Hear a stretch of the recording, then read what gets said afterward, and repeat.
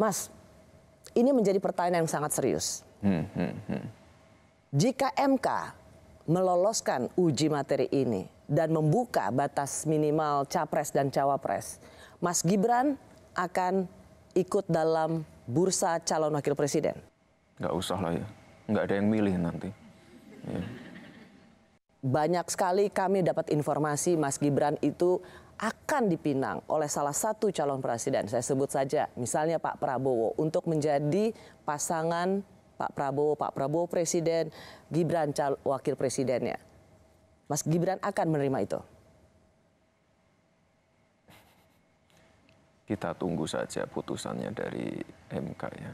Nggak bisa ya dapat kepastian bahwa sebenarnya, karena kalau jawaban seperti itu Mas Gibran, orang menangkapnya Mas Gibran mau jadi wakil presiden. Yang lebih pintar banyak, yang lebih senior banyak, itu ya. Dalam waktu rentang yang sedikit ini orang bisa berubah ya? Ataukah memang ketika diucapkan itu hanyalah refleksi dari kepura-puraan untuk tidak mau? Bisa jadi. Ataukah refleksi dari kondisi yang tidak yakin ketika itu bahwa dia tidak diloloskan oleh MK.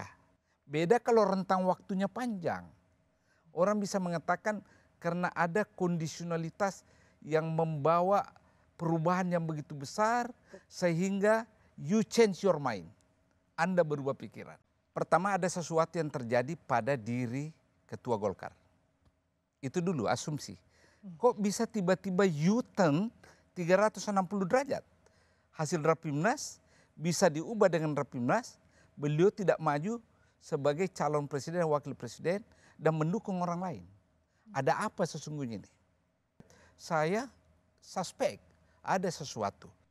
Semua partai politik besar menolak, termasuk Golkar. Ada lagi keinginan memperpanjang 3 tahun kan? Ya. Bukan 3 periode, karena COVID. Lagi-lagi partai besar termasuk partai Golkar tidak mengendorse ide itu. Kenapa? Loh, kami kan siap ini jadi ketua, jadi calon presiden atau wakil presiden. Perubahan yang terjadi pada sikap Golkar dalam konteks ini pasti ada pemaksaan. Saya nggak tahu yang paksa. Dan yang maksa itu kalau kita lihat pasti kekuasaan kan. Jangan-jangan karena ketua Golkar, Pak Erlangga Hartarto, berkaitan dengan masalah yang pernah kita diributkan kan, itu masalah impor, apa itu, impor minyak goreng dan sebagainya, dan kasus itu lenyap kan, itu satu. Ini dugaan-dugaan, asumsi-asumsi.